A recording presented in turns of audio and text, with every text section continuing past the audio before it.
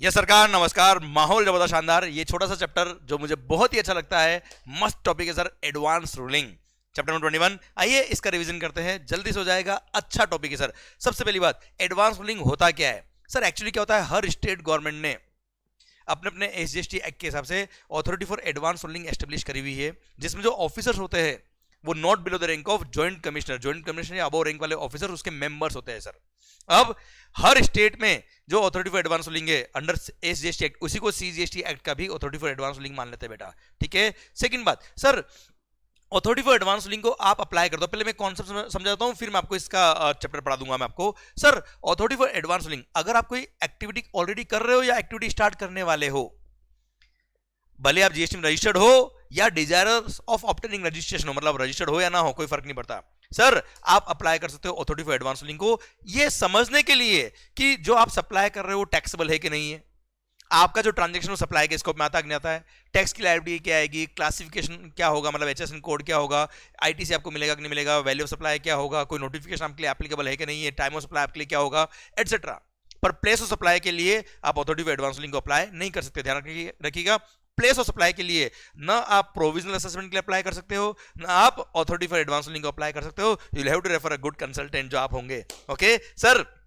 अब authority for advance ruling को अगर आपने अप्लाई कर दिया सर, उन्होंने अगर आपकी एप्लीकेशन एक्सेप्ट कर ली और अपनी प्रोनाउंसमेंट दे दी, तो it is binding on the SSC and his jurisdictional officers. सबसे बड़ा एडवांस रूलिंग का जो फायदा है या जो मेन जो इसका क्रक्स है वो ये है कि अथॉरिटी फॉर एडवांस रूलिंग ने एक बार प्रोनाउंसमेंट दे दिया तो वो फाइनल है, जीवन भर बाइंड हो गया है। जब तक कि लॉ चेंज नहीं होता या कोई सर्कमस्टेंसेस चेंज नहीं होते, तो ऐसे केस में ये बाइंडिंग रहेगा। या फिर अगर डिपार्टमेंट ने प्रूव कर दिया, ऑफिसर ने प्रूव कर दिया कि आपने फ्रॉडुलेंट इंटेंशन से गलत इंफॉर्मेशन देके सर वो एडवांस रूलिंग ली थी, तो ऐसे केस में ऑफिसर उसको विड्रॉ कर लेगा and it will B void ab initio। तो ऐसे केस में वो एप्लीकेबल नहीं रहेगा, otherwise it is binding through out the life unless law has changed. और उसके अगेंस्ट अपील भी नहीं होती है सर, ना डिपार्टमेंट अपील कर सकता है ना एसएससी अपील कर सकता है, वो बाइंड हो गया है। पर हाँ सर, एडवांस रूलिंग अथॉरिटी ने जो प्रोनाउंसमेंट दिया उसके अगेंस्ट अपील आप कर सकते हो। Appellate authority for advance ruling, मतलब appellate authority for advance ruling एक अलग से अथॉरिटी बना रही कि नॉर्मल अपील वाला अथॉरिटी अलग होता है, ये अथॉरिटी अलग है सर। यहां आप अपील कर सकते हो। यहां अगर आपने अपील कर दी, अब सर अपील नहीं करी, तो अथॉरिटी फॉर एडवांस रूलिंग ने जो ऑर्डर पास किया वो फाइनल है। अब आपने अगर अपील कर दी या डिपार्टमेंट ने अपील कर दी, तो appellate authority for advance ruling ने अगर ऑर्डर पास कर दिया तो खत्म, nobody can go beyond it, ना डिपार्टमेंट ना आप, खत्म। यही तो फायदा है एडवांस रूलिंग का कि झगड़े पहले ही खत्म कर दिए ताकि डिस्प्यूटेड फ्री काम हो, लिटिगेशन हो ही नहीं, झगड़ों में फंसे ही नहीं, ना डिपार्टमेंट फंसे ना आप फंसे। Clear? This is the main motto behind advance ruling. आइए बच्चों, अब इसका सेक्शन में पढ़ते हैं। कोई खास बात नहीं, कोई टफ नहीं है। आई होप थीम आपको समझ में आ गया। सर सुनिएगा ध्यान से। एडवांस रूलिंग सर, सबसे पहली बात, एडवांस रूलिंग क्या होता है? जो अथॉरिटी फॉर एडवांस रूलिंग या appeal authority for advance ruling आपको प्रोनाउंसमेंट देती है, वो एडवांस रूलिंग होती है सर।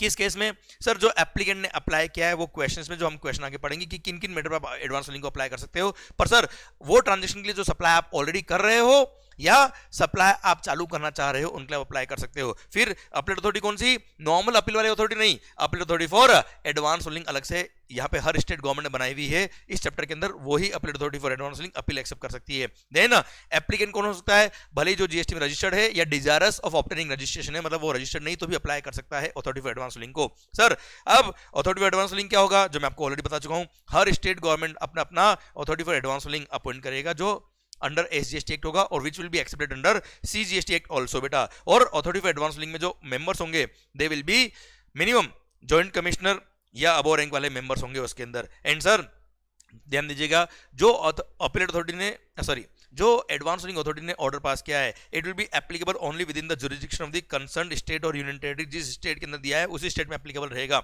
आइए बच्चों, application for advance ruling procedure sir क्या होता है? कुछ नहीं, फॉर्म नंबर ARA1 दे रखा है, 5,000 रुपए की फीस है।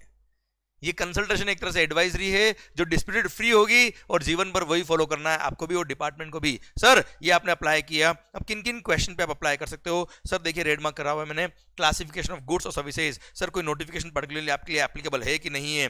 टाइम ऑफ सप्लाई क्या होगा, वैल्यू ऑफ सप्लाई क्या होगा, आईटीसी मिलेगा कि नहीं मिलेगा? Sir determination of liability to pay tax, कि टैक्स लायबिलिटी कितना आएगा मेरे इस केस में। सर अगर आप रजिस्ट्रेशन के लिए रिक्वायर्ड, आपकी रजिस्ट्रेशन की लायबिलिटी आती कि नहीं आती है, कोई पर्टिकुलर ट्रांजेक्शन सप्लाई है कि नहीं है, इन सब क्वेश्चन पे आप अप्लाई कर सकते हो अथॉरिटी फॉर एडवांस रूलिंग को। पर प्रेस ऑफ अप्लाई के लिए you can not apply for authority for advance link. अब आपने अप्लाई किया अथॉरिटी फॉर एडवांस लिंक को, आपकी एप्लीकेशन गई सर, अब आपकी एप्लीकेशन को प्रॉपर ऑफिसर जो अथॉरिटी फॉर एडवांस लिंक वो एग्जामिन करेंगे, पर उसके लिए अगर उनको कोई इन्फॉर्मेशन चाहिए तो this application will be forwarded by authority for advance link to concern officer, और उनसे वो रिकॉर्ड्स डॉक्यूमेंट्स वगैरह मंगा सकते हैं, रिलेवेंट रिकॉर्ड्स। ओके, अब रिलेवेंट रिकॉर्ड्स वगैरह वो एग्जामिन करेंगे एंड कोशिश करेंगे अथॉरिटी फॉर एडवांस लिंक की वो रिलेवेंट रिकॉर्ड्स जल्दी से जल्दी उस कंसर्न ऑफिसर को वापस रिटर्न कर दे ताकि वो अपना काम चालू रखे। एंड सर ध्यान दीजिएगा sir, authority for advance link ने अगर एक बार आपकी एप्लीकेशन देखी, एग्जामिन किया, रिकॉर्ड्स वगैरह चेक किया, उसके बाद उसको लगता है कि ये एप्लीकेशन को एक्सेप्ट करना चाहिए तो वो एक्सेप्ट करेगा, उसको लगता है नहीं रिजेक्ट कर देना चाहिए इस एप्लीकेशन को, this application should not be accepted, तो वो रिजेक्ट भी कर सकता है और उसका ऑर्डर पास कर देंगे इधर एक्सेप्टिंग और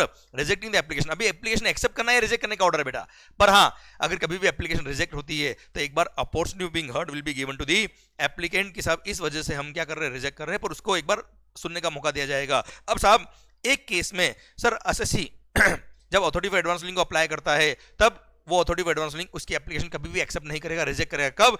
जिस एसएससी ने अप्लाई किया है किसी मैटर पर, वो सेम मैटर उसी एसएससी का, सेम मैटर उसी एसएससी का या तो किसी भी अथॉरिटी के पास ऑलरेडी पेंडिंग है या ऑलरेडी डिसाइडेड है। ऑलरेडी पेंडिंग मतलब उसके लिए शो कोज नोटिस सर्व हो चुका है सर, या तो शो कोज नोटिस सर्व हो गया या उस पे ऑर्डर पास हो चुका है सेम एसएससी पर, सेम मैटर पे। तो ऐसे केस में वो एसएससी अगर अप्लाई करता है अथॉरिटी फॉर एडवांस लिंक को तो sir authority for advance link कभी भी उसकी एप्लीकेशन एक्सेप्ट नहीं करेगी, वो रिजेक्ट करेगी। पर हाँ, रिजेक्शन से पहले एक opportunity being heard will be given to the applicant. अब सर वो रिजेक्ट जो किया उसका रीजन भी बताया जाएगा, ठीक है सर। अब now authority for advance link ने मान लो आपकी एप्लीकेशन एक्सेप्ट कर ली, एक्सेप्ट कर ली तो 90 डेज का टाइम होता है sir, 90 days to give their pronouncement. तो सर जिस दिन आपने अप्लाई किया उसके 90 दिन के अंदर, date of receipt of application के 90 दिन के अंदर वो अपना प्रोनाउंसमेंट देंगे, अपना ऑर्डर पास करेंगे। पर सर अगर अथॉरिटी फॉर एडवांस लिंक के जो मेंबर्स है if they differ in their own opinion, एक मेंबर बोलता है इसमें ये होना चाहिए, एक मेंबर बोलता है ये होना चाहिए। अच्छा नॉर्मली कोर्ट्स में जो जब केस चलता है तो sir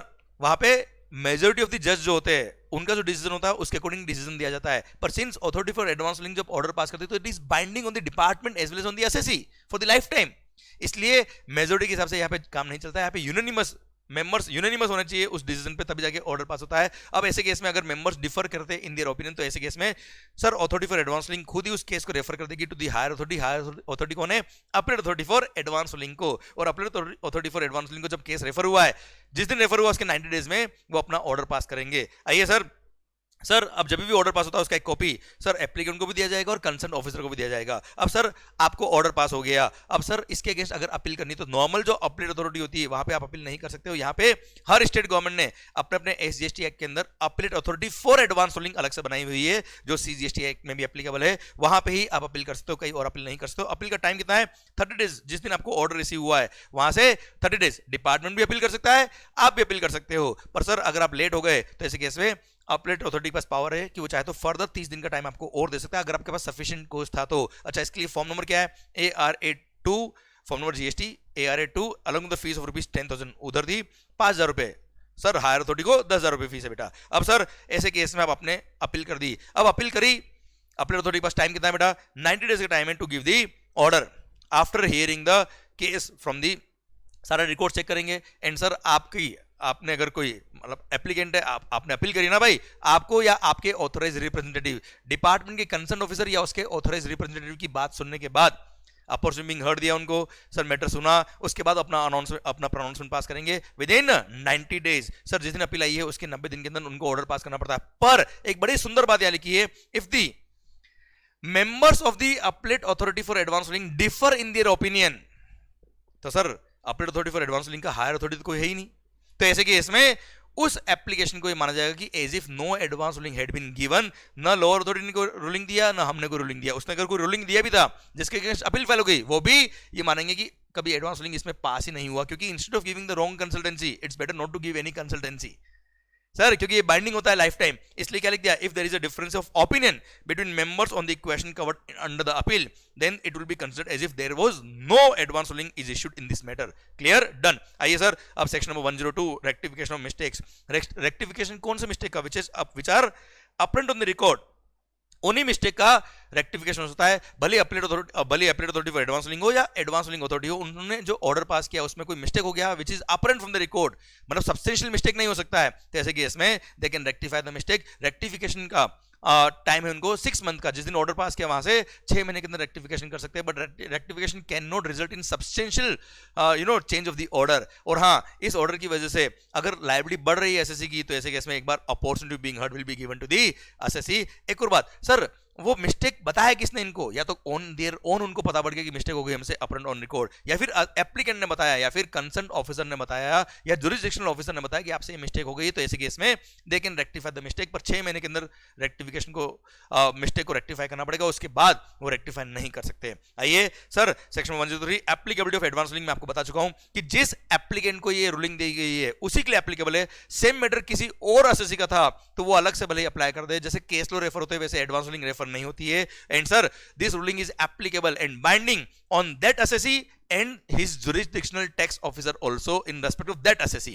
Clear? Done. Unless there is a change in the law और facts और circumstances अगर change हो गए तो obviously सर नया केस बन जाएगा, तो उसका आंसर भी नया होगा। क्लियर? पर लॉ चेंज हो गया, ऑब्वियसली ये एप्लीकेबल नहीं रहेगा। आइए sir advance ruling to be void in certain circumstances, अगर अथॉरिटी फॉर एडवांस रूलिंग को कंसर्न ऑफिसर ने या जुरिसडिक्शनल टैक्स ऑफिसर ने ये प्रूव कर दिया कि जो एप्लीकेंट था उसने जब रूलिंग ली आपसे तब रॉन्ग इन्फॉर्मेशन दिया, गलत इन्फॉर्मेशन दिया, पूरा इन्फॉर्मेशन नहीं दिया, फ्रॉडुलेंट इंटेंशन से उसने गलत रूलिंग आपसे पास करवाई, तो ऐसे केस में that authority for advance ruling या appeal authority for advance ruling can declare it void ab initio, उसको विड्रॉ कर लेगी। और एब इनिशियो का मतलब होता है जिस दिन हमने ऑर्डर दिया वहां से लेके सर जिस दिन हम विड्रॉ करें तब तक इसका कोई एप्लीकेबिलिटी नहीं है, हमने कभी ऑर्डर पास ही नहीं किया है माना जाएगा। तो ऐसे केस में सर सेक्शन नंबर 73, 74 और 74A का जो टाइम लिमिट दिया होता है to serve the show cause notice, वो time to serve the show cause notice and to serve the order, वो जो टाइम लिमिट वहां दिया हुआ है वो टाइम लिमिट कैलकुलेट करते वक्त ये टाइम कौन सा, जिस दिन एडवांस रूलिंग का अथॉरिटी ने ऑर्डर पास किया था वहां से लेके जब इसको डिक्लेयर किया है void ab initio, this entire period will be excluded while computing time limit of section number 73, 74 and 74A।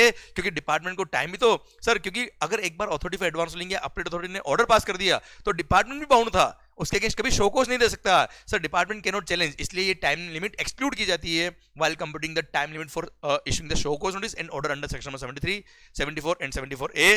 Sir अब बताइए क्या powers of the authority and appeal authority, उनके पास पावर क्या क्या है, डिस्कवरी इंस्पेक्शन का है, enforcing attendance of any person and examining him on oath, then issuing commission, compelling production of the books of accounts and other records, and have the powers of a civil court। second thing, अगर authority या appeal authority के पास power है कि वो power कौन सा बेटा, judicial proceeding मानी जाएगी, जो भी प्रोसीडिंग उनके यहाँ पे हो रही है वो, एंड सिविल कोर्ट के पास जो पावर होता है वो पावर उनको दिया गया है। सर जुडिशियल प्रोसीडिंग मतलब अगर आपको बुलाया तो आपको आना पड़ेगा, नहीं तो उठा के लेके आएंगे। एक एग्जांपल दिया मैंने आपको बेटा। सर लास्ट सेक्शन 106 बोलता है procedure of the authority and appeal authority. Sir इनका कोई प्रोसीजर लेट डाउन नहीं है, ये काम कैसे करेंगे ये कहीं डिफाइन नहीं किया हुआ है। हाँ सेक्शंस ड्राफ्ट किए हुए हैं and they will use their on procedure. Clear? इसी के साथ भारत माता की जय। इसी के साथ ये टॉपिक खत्म होता है। अब आई होप ये पूरा टॉपिक आपको समझ में आया, आई होप ये पूरा चैप्टर आपके कंट्रोल में आ गया, एंड सर अच्छे से एडवांस रूलिंग भी आपके कंट्रोल में आ गया। इसी के साथ भारत माता की जय। मजा अगर आ गया हो तो do like, comment and share with your friends. Thank you so much, love you lot. मिलते हैं अगले चैप्टर के अंदर माहौल बनाने के साथ। Thank you so much, bye bye.